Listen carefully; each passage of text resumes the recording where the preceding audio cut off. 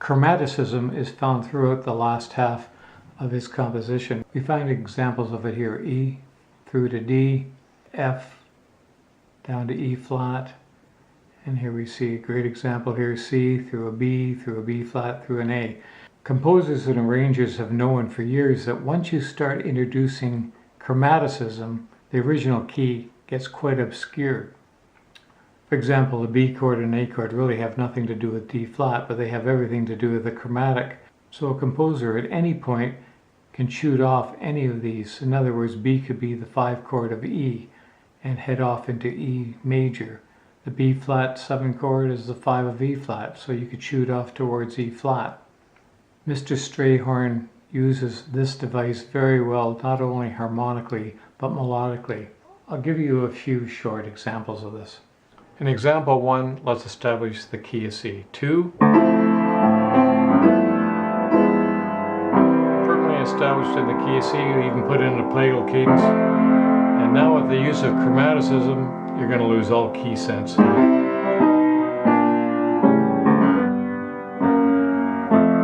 now I'm landing on E,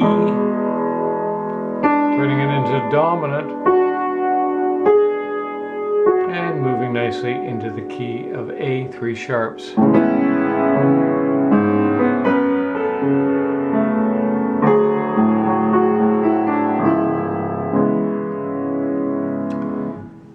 In my next example, A minor 9 chord, I'm going to use that as a 2 chord, moving into the key of G. Instead of using the 5 to take me to G, I'm going to go through the flat 2. And now I've established the key of G. Or have I? I'm going to start a chromatic move here.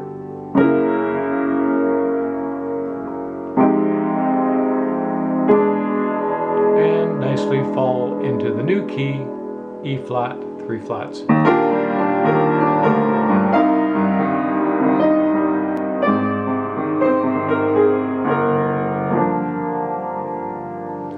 Last example, let's use a little bit of the Strayhorn strategy. I'll introduce an example of equal division of the octave. I'm going to establish myself in the key of F. Yeah,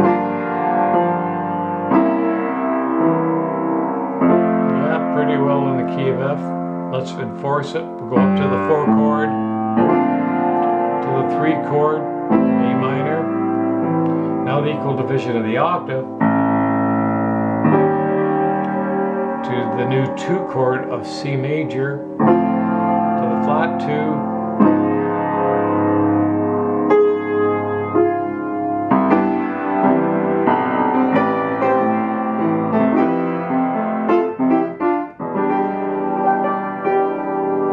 let's continue from where we left off in part 1. Let's look at the first 2 lines of the last half of the song. We start off on a 1 chord, go to a flat 2 chord, back to 1 chord, flat 2, and back to 1. The fact that it's going up and down by half tones, it does give you a kind of a feel of a frigid mode. It makes obviously no difference whether the flat 2 chord is passive, as in this case a D6, or active in the case of a D7. Both chords are quite happy to fall back onto the tonic chord. So in a chromatic fashion, Strayhorn starts on a 1 chord, goes through these dominant chords chromatically, D flat to C to B, and on the B9, extension of the B7, in his mind he turns that into a 5 of E major. Not surprisingly, he leaps up a perfect 4th, primary movement, to E, and then continues on with equal parallel harmony from the E through the E flat to the D. The D now becomes the flat 2 chord, and with the resolving of the tritones falls very nicely onto the 1 chord. So as we continue along, the second line is the same as the first. That's our 1, flat 2, 1, has that frigid feel. When you arrive on the D flat chord, it is a 1 chord. Then he tonicizes the 1 chord and adds, in this case, a 9. So we now have lost our 1 chord status. This becomes a 5 of the 4. It should take us to G flat, so we think. but in actual fact, he reinterprets this chord as a flat 6 in the key of F. Not surprisingly, it falls onto the 5 chord, up primary move, so there's our 5 to a 1 in F, and then he comes back down chromatically, F, E flat, E flat 7, which guess what, becomes the 5 of A flat and takes us into a new key altogether. Let's listen to the first 2 lines on the piano. Coming into the refrain section, which we'll be hearing on 3 separate occasions. And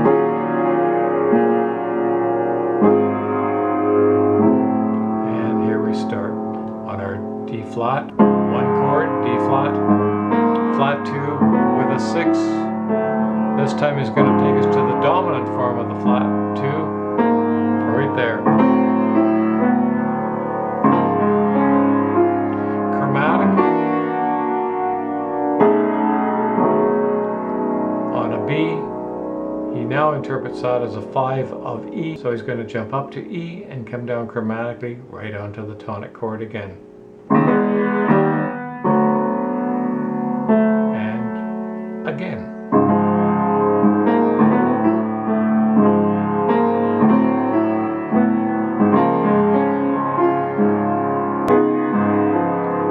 This time he starts his chromaticism right on the tonic chord, drops to the 5 of F, and this time he comes down chromatically from F.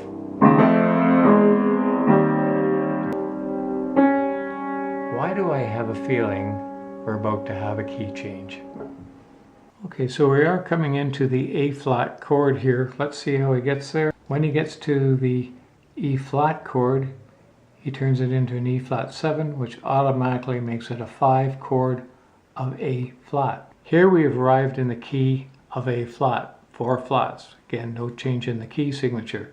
How do we know we're in the key of A flat? Because he reinforces it by going to a 5 chord and uses an authentic cadence to take us right back into the 1 chord. So we've got a 1, 5, 1. Very nicely establishing the key of A flat. Now remember when I said that any chord can go to any chord? Well, here it is. He arbitrarily just jumps down to an E minor chord, no connection between those two whatsoever, and he reinterprets that as a 2 of D major, and he confirms that. He takes a 2 chord to the 5 chord, so the 5 of D, and now arrives in D major. Could not be further from the key of D flat. We have 5 flats plus 2 sharps, and C in between, a total of 8 accidentals difference. Now he puts himself in a very interesting position because here he is on a 1 chord in 2 sharps, D major, and he's given himself 2 bars to get back into D flat. Let's see how he does it. Very craftily, I might add. He starts on a 1 chord and turns it into minor. We have no other way of saying that he's now turned it into a 1 minor chord. It drops the whole tone onto the C chord, and then he drops an equal parallel harmony of all dominant chords. B7, B flat 7, down another half tone to A7, A flat 7, or guess what? He interprets that as the 5 chord in the established key and sends us very nicely back into D flat. Here we hear the segment for the last time, the one that has that Phrygian feel to it. And let's see what he does here. He goes to the 1 chord, drops down to dominant chord, so we've got another chromatic situation, D flat falling to C, following to B11, and following to B flat. Again, you can see the contrary motion, melody ascending, while the bass and the chords are descending. When he gets to the B flat 13, again, tying into the continuity of other things that he's done before, he uses equal division of the octave. He drops down 3 whole tones, that's our tritone, and ends up on the E flat 9 augmented 11 chord, which is now reinterpreted as a flat 2 of 2. Flat 2s as well as 5 chords have the same tritone, which resolves very nicely onto the 2 chord in D flat. Let's listen to these 2 lines now. No doubt about it, we're in for a key change. Takes us nicely into A flat. How do we know it's A flat? Well, he reinforces it by using the 5 of A flat and right back into A flat. And he does rather a bold move here. He leaps down to an E minor chord, which he reinterprets as a 2 of D major to a 5 of D major and into D major. And on to D major. 2 sharps. As I mentioned before, 8 accidentals away from D flat. Turns it into a 1 minor chord in D to set up the next chromatic portion, which is very delightful. Watch the contrary motion as the melody ascends and the bass descends.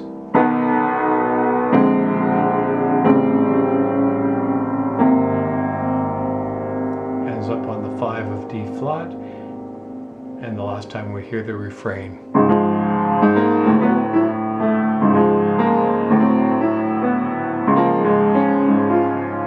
Equal parallel harmony, which takes us to the 5 of the 2 chord. 2 chord to 4 minor, flat 7, flat 6, falls onto the 6th chord. Not surprising, the 5 chord takes us to the 1 chord. And then he turns the 1 chord into a 1 minor. Or does he really? I think he has something else in mind. He's looking at that as a 2 of B major to a 5. And onto the tonic B major chord. Which is quite amusing at this point, considering that the song is written in 5 flats and he has landed us nicely on the tonic chord of 5 sharps. But with equal division of the octave, he jumps out of that quite easily to the 3 chord of D flat, to the flat 2 of 2, back onto the 2 chord, E flat minor, to 4 minor, to flat 7, flat 6, to our 5 chord, A flat 7, and being Strayhorn, he just decides to leap down and just start a chromatic move from something that's totally unrelated from the key of D flat.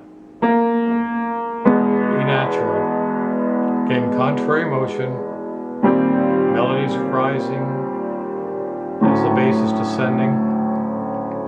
He is now sitting really on a flat 2 chord. He could quite easily just go to the 1 chord and end it. But he doesn't. Up 4 primary move, 1 chord, 2nd inversion, back to the flat 2, and finally we end on the 1 tonic chord. Some arrangers have used the 2 flat 2 1 for that final sequence, as in I still prefer the 2nd inversion of 1 into the flat 2.